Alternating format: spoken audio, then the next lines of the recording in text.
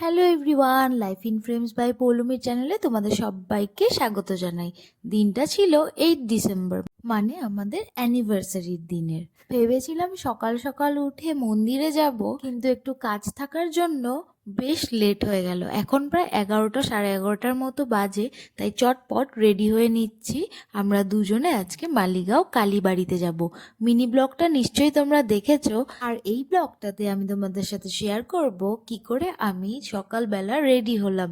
অনেকেই আমার ন্যাচারাল আর ডিউই মেকআপটা পছন্দ করে থাকো, তাই ভাবলাম আজকের এই লুকটা কি করে ক্রিয়েট করলাম সেটা তোমাদের সাথে শেয়ার করি। আশা করছি তোমাদেরও ভালোই লাগবে। প্রথমে আমি আমার স্কিনটাকে রেগুলার টোনার ময়শ্চারাইজার দিয়ে প্রেপ করে নিয়েছি, তারপর হালকা একটু ফাউন্ডেশন লাগিয়ে আর একদমই লাইট শেডের একটা ব্লাশ লাগিয়ে নিচ্ছি, যাতে করে আমার ফেসটা লাল লাল না হয়ে যায় আর হালকা একটা টিন্ট দেয়।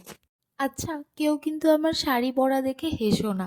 আমি জাস্ট শাড়িটা কোনো মতে পরে নিয়েছি, এখনো সেট করিনি।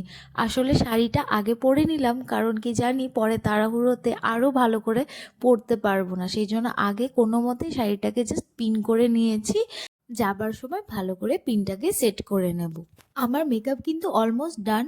সকাল জন্য আমি জাস্ট একটু লাইনার পরে নিয়েছি, কোনো রকম কোনো আইশ্যাডো অ্যাপ্লাই করিনি, আর একটা লাইট শেডের লিপস্টিক পরে নেব।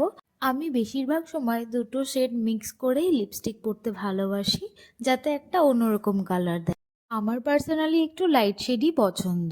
আমার লাইট শেডের লিপস্টিক পরলেই মনে হয় বেশি ভালো লাগে আমাকে।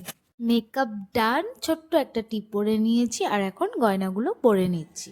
এক্ষুনি স্নান করে এসেছি, তো হেয়ারসগুলো ভেজাই রয়ে গেছে, সেই জন্য এখন আর ড্রাই করার মতোরও টাইম নেই।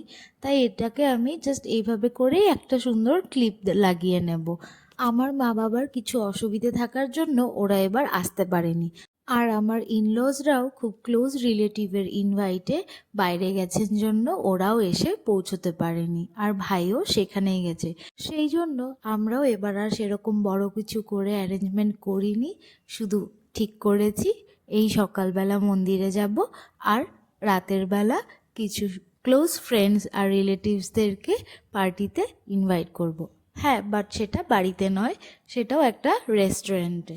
যাক বাবা, আমিও সময় মতো রেডি হয়ে গেছি, আর ওরও রেডি হওয়া হয়ে গেছে। ও জাস্ট আমাকে এখানে পিনটা সেট করে দিল, আর আমিও আমার শাড়িটাকে আমার ইজি হ্যান্ডেলের জন্য হাতের সামনে কুচিগুলো ধরে একটা পিন করে নিয়েছি, যাতে শাড়িটা ছাড়াতে আমার কোনো অসুবিধে না হয়। তো আমার এই লুকটা তোমাদের কেমন লাগলো অবশ্যই কমেন্টস করে জানিও। চলো তাহলে নেক্সট একটা ভিডিওতে দেখা হচ্ছে। ভিডিওটা ভালো লাগলে একটা লাইক, কমেন্ট আর শেয়ার করে দিও। Bye bye.